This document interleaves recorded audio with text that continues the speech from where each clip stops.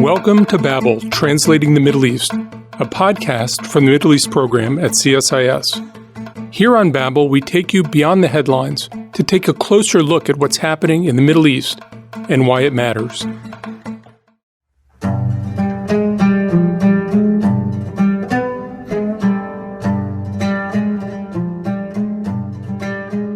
Artists in the sleepy town of Aghreb sparked an unprecedented environmental movement in Tunisia. To draw attention to the harm that a nearby landfill was causing, a young interior designer painted a mural of a weeping eye bursting through a broken wall, and a theater professor organized a fashion show that transformed trash into children's clothing. The movement that emerged was called Manish Msab, or in English, I am not a dump. The movement defeated the government in court, received an audience with President Kais Saied, and gained representation in parliament. I'm here with Will Todman, who recently visited Aghreb, to understand what the movement tells us about mobilization and environmental action in Tunisia. What initially sparked the Manish Msab movement? So way back in 2008, the Tunisian government needed to find a landfill to serve the 1 million or so people who live in the CSIS region. And they built a new landfill on the outskirts of Aghreb. And it grew over time and became the second largest in all of Tunisia. And even though it was only meant to operate for 5 years, the government renewed it and kept it open. And at first, there wasn't really much of a response. The residents of Aghreb thought that, the bad smell that came from the landfill was just the price they had to pay for jobs in nearby factories. But then some strange things started happening. They noticed increased rates of cancer, skin lesions, infertility, and also some respiratory illnesses. And a group of artists believed that this was linked to the landfill. And so in 2016, 7 artists launched a movement in opposition to the Aghreb dump. And they used graphics on social media. They did parades in the street wearing masks that look like from the plague. And they even put on a fashion show for children using the trash. It sounds like the movement had tremendous success at mobilizing the community against the landfill right off the bat. Did it face any challenges or criticism in its early days? So the movement was actually quite careful to preempt some of the criticisms that they expected to receive. And they were very careful to maintain their independence.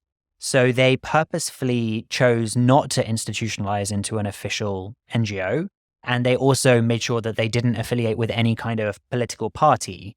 That wasn't enough to protect them from some criticisms, though. On local TV, there were people saying that they were exploiting children for political gain. There were even some environmental activists from CSIS who disavowed the movement and said it wasn't an environmental movement at all. And then some local business owners as well tried to say that they were pushing environmental radicalism. But despite that, Manish Msab grew over time. They attracted more supporters, and they then worked with a nonprofit that's based in Tunis to actually bring a legal case against the government to close the landfill. And they won that in 2019. Interesting. How did the victory in court affect the lives of individuals involved in the movement? What happened to the landfill? So initially it closed. The government closed it temporarily, but unfortunately they hadn't come up with another solution to all the trash that was being generated from CSIS and the region. So they reopened it. And when that happened, things really escalated. So protesters in Aghreb conducted sit-ins. They marched in the street and they tried to block some of the trucks from delivering the waste to the landfill. And between about 2019 and 2021, the protests grew much larger. Actually, more than 10,000 people in Aghreb joined their Facebook group. And for context, that's about half of the adult population of the entire town. And so it really did grow. And in late 2021, the government actually sent riot police in to try to disperse the protesters who were conducting a sit-in.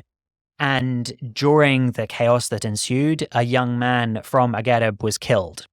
And so then the protesters escalated even further. And eventually, the president, Kais Saied, invited the activists to the presidential palace, and he ultimately ordered the landfill to be closed for good. And, this is the first time that an environmental movement had defeated the government in court. And it really did inspire, I think, other civil society actors across the country. But it didn't contribute to any solutions to Tunisia's waste crisis. So that being said, what lessons can other environmental movements in the region learn from Manish Msab? So, I think on the mobilizing side, there are a lot of lessons that you can learn. The campaign was really good at attracting attention. They were very creative, and they found ways to connect the environmental degradation with the landfill and with the things that the people of the town were experiencing, these illnesses and whatnot. And so I think that meant the residents of Aghareb really believed this was an immediate issue that had a tangible impact on their life. And I think there's something about that immediacy that was key to mobilizing the community. And then third, I think the organizers kept talking about the theme of social justice. So when you talk about the environment writ large in Tunisia, often it doesn't feel very connected to people's lives, but they really built on a local sense of solidarity that somewhere, some politicians had chosen their town to suffer the consequences of this landfill rather than someone else, and that was unjust. And I think fourth, ultimately, the movement was putting forward a really simple message. They just wanted to close the dump. But although they managed in doing that, it hasn't actually contributed to any kind of more sustainable system for waste management in Tunisia. So ultimately, I think the lessons that we can take from this is that efforts to promote environmental sustainability need to combine different pieces to be really effective. You need the power of community mobilization, which Aghareb successfully did.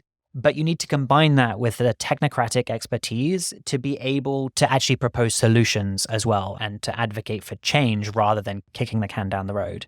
But bringing those two things together is a lot harder than it looks. Thank you for joining me, Will. Thanks, Leah.